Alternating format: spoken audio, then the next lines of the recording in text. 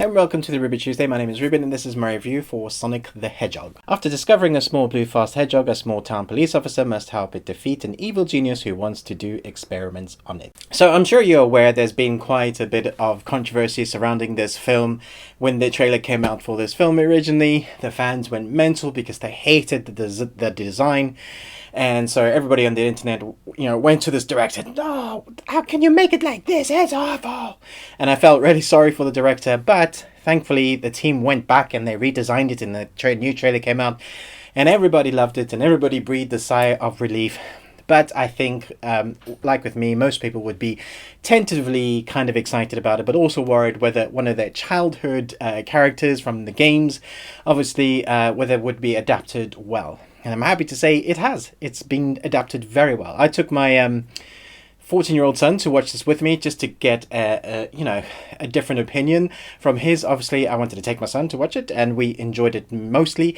He compared it to Detective Pikachu, so it's mostly that kind of feel, that live action where it looks right, but sometimes it does take you out of it. But for the most part, we really enjoyed this. I actually think I enjoyed it more than my son did because of the nostalgia. There is lots of kind of nods towards the world of Sonic, obviously.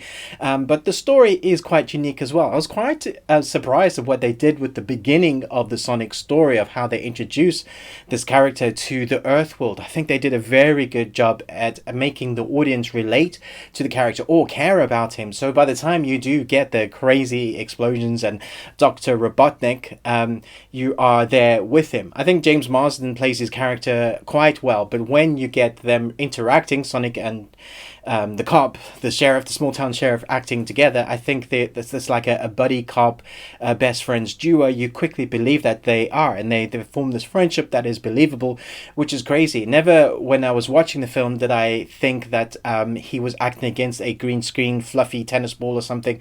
It felt like he was reacting to something that was there, and obviously it's not real. Sonic is not real. Sorry, kids. But I thought that he was interacting with something that felt tangible, which I think was quite hard to do, and he did a good job with that.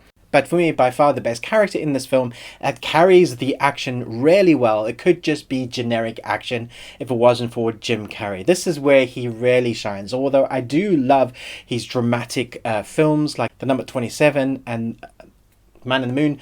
I love his dramatic scenes, but when you get him doing things like Ace Ventura and Liar Liar, and he really takes to grip those characters.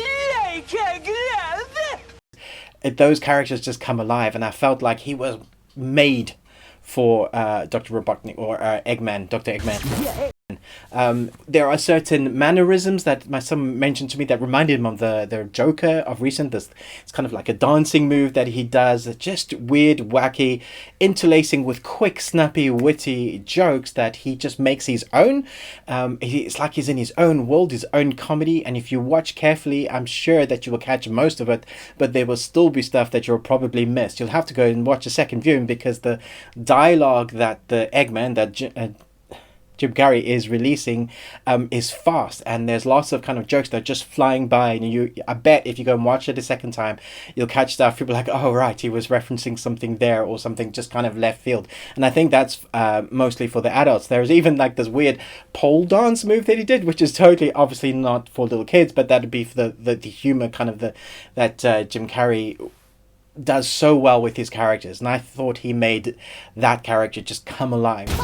So you do get the explosions and the generic plot line, which you can guess what's going to happen for the most part. You can guess beat for beat, but you care about the characters. There is nostalgic soundtrack as well.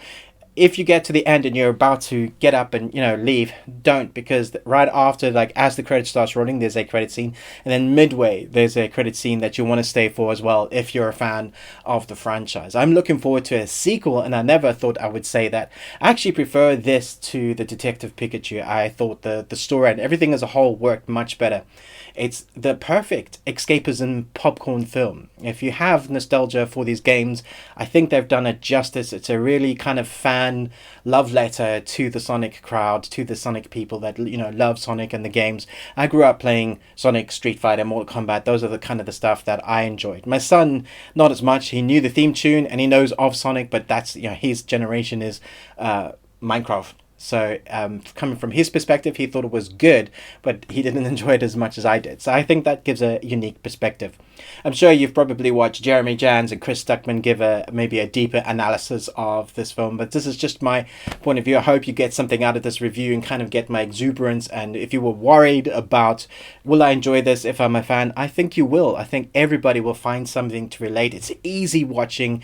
The time, it's a fairly long film, but the time went by really quickly. I thought the special effects really were good. I thought the kind of designs were good. I thought Sonic was great. I thought the banter between them was good. There's some really great use of his powers.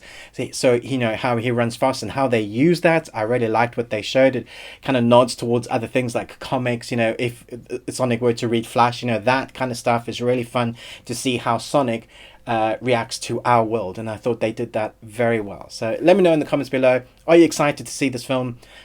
What do you think of Sonic in general? Are you a fan? What did you think of the original trailers? And do you think they've done a good job now? Thanks so much for watching this review, but most of all, until next time, remember, live long and Tuesday.